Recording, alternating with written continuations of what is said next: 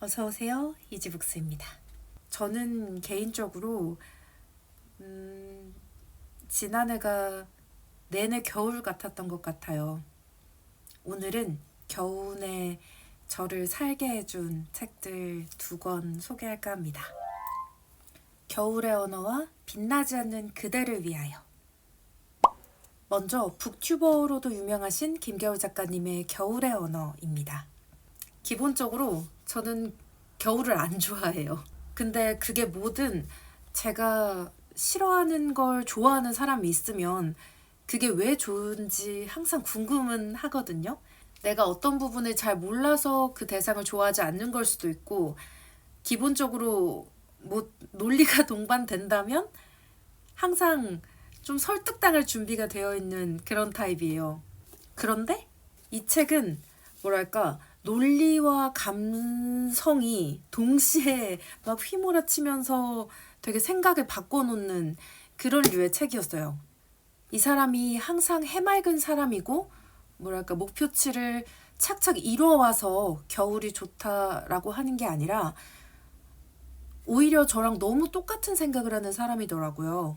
그런데 그럼에도 겨울이 좋다라고 할 줄 아는 사람. 일부를 띄엄띄엄 한번 읽어볼게요. 매해 겨울은 후회의 연속이었다. 매번 불완전한 정산 내역을 받아들었다. 올해의 결말은 늘 실패였고 새해의 시작은 잔인할 만큼 빨랐다. 그럼에도 겨울을 좋아하는 건 어쩌면 모순된 성정이다. 이런 겨울들을 통과해 오면서도 나는 한 번도 겨울을 배신한 적이 없었다. 겨울이 나를 배신한 적이 없듯이. 겨울과 함께 산다는 건 그런 것이다. 내가 나를 절망시키면서도 동시에 내가 나를 안아줄 수 있다고 믿는 것. 그러므로 또다시 내리는 시간의 우박이 나의 풍선을 터뜨릴지라도 그 모든 것이 또 한 번 잔해가 되어버릴지라도 나는 나의 숨을 끌어안고 있다. 늘 자신을 용서해야 한다. 여전히 그 어느 겨울에도 그 어떤 시간도 녹이지 못하더라도 끝끝내 무엇도 녹이지 못하고 사라질지라도. 지난해의 저를 돌아보면 당시에 저는 내가 참 안쓰럽고 한심하기도 했다가 대단하기도 하고 그래서 애틋하고 그랬거든요. 근데 그 모든 게 아무 소용 없어지더라도 나는 나의 숨을 끌어안아야 하고 늘 자신을 용서해야 한다잖아요. 이 문장을 곱씹을 때마다 여러 일들이 떠오르는데 무용해질지라도 해야 한다는 게 버겁기도 하지만 또 받아들이고 스스로 용서해 가면서 계속 할 수 있다고 하면 그게 또 위로가 되기도 해요. 스스로를 용서한다는 게 자신에게 무작정 좀 너그럽고 대충 하려 하면서도 그런 행태를 그냥 용인하겠다는 그런 것과는 다른 거잖아요. 다른 공감 가는 문장들도 많았어요. 기어코 일을 버려놓고는 그걸 해내느라 엉엉 울고 다 하고 나서는 마음에 들지 않아 엉엉 우는 매번 창피할 걸 알면서도 시작해서 끝까지 해보는 게 내가 할 수 있는 유일한 일이었다. 이런 문장이라든지 그 결정을 후회한 적은 없었다. 어쨌든 돌아올 때는 뭐라도 배우는 게 있었다. 주변에서 간혹 그런 질문 많이 하잖아요. 어릴 때로 돌아간다던가 뭐 새로 태어난다던가 아니면 아무튼 어떤 특정 시점으로 돌아간다면 어떤 선택을 할지 어떤 변화가 있을지 이런 것들을 묻고는 하시는데 저는 제 자체적으로는 그런 생각을 딱히 해본 적이 없는 것 같아요. 뭐 살다 보면 돌아가고 싶은 순간이 결국엔 찾아올 수도 있겠지만 지금으로서는 아직까지는 그때 내가 했던 선택들이 최선이었다는 생각이 들어요. 뭐 최고는 아니었을지 몰라도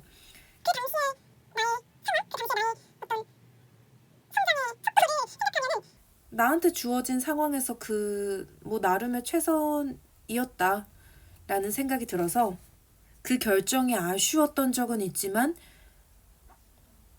뭐 다시 되돌리고 싶다거나 후회된다거나 이렇게까지는 아니었던 것 같아요. 그래서 이어지는 문장이 이런 문장이 있거든요. 진자가 제 아무리 제자리에 돌아온다고 해도 진자 자체가 움직이고 있다면 돌아올 때는 늘 새로운 자리가 된다. 공전하는 지구가 실은 태양계의 움직임 때문에 매년 다른 자리에서 한 해를 시작하듯이. 이외에도 정말 좋은 문장들이 많고요. 김겨울 작가의 책에 대한 애정도 곳곳에서 드러납니다. 가볍게 읽을 수 있는 단상 같은 글들도 많아서 좀 무게중심을 잘 잡은 책이라는 생각이 들어요.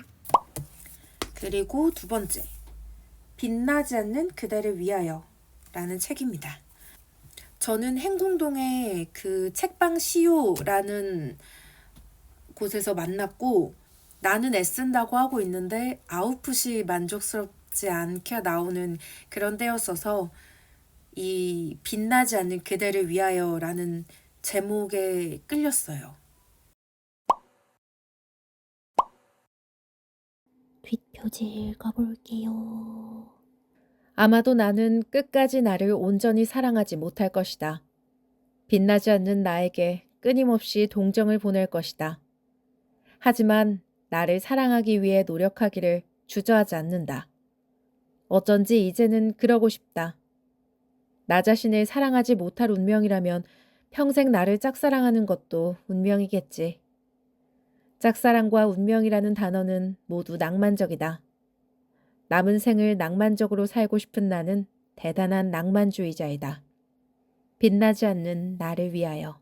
첫 장에는 작가님이 직접 쓰신 듯한 메모가 붙어 있는데 개인적인 선물을 받은 것처럼 기분이 좋더라고요.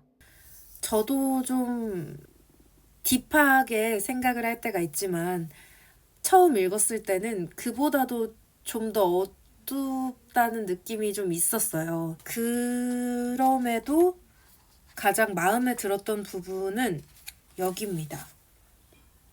결국 내 사랑은 늘 조건부다. 나 자신에게도. 나는 끊임없이 스스로에게 구애를 하며 살아야 한다. 부끄럽지 않은 방식으로. 그런데 이 책은 지금 작가님도 현재 갖고 계신 재고가 없다고 하더라고요. 작가님 인스타에 따르면 1월 기준 가가 77페이지, 다시 서점, 독서관 등 3곳의 독립서점에 재고가 남아있다고 합니다. 글들을 새롭게 엮을 준비도 하고 계신 듯한데 이 책으로 원하신다면 빨리 알아보고 구매하셔야 될 듯해요. 임레 케르테스의 운명이란 책에 새로운 삶이란 없고 우리는 이 삶을 계속해서 이어갈 뿐이지만 무엇이든 무마할 시간이 있다는 것이 큰 위로가 된다는 말이 나와요. 학교 다닐 때는 선생님이랑 부모님한테 혼나고 나서도 그래 뭐 다음에 잘하면 되지 이렇게 좀 다짐을 해볼 수 있는데 사회에 나와보면 그 다음이 없는 경우도 있잖아요. 그래서 오히려 수습할 기회가 되게 간절해지거든요.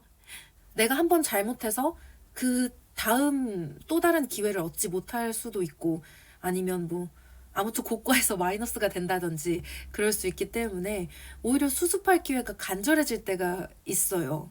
좌우지간 무마할 수 있어서 다행인 겁니다.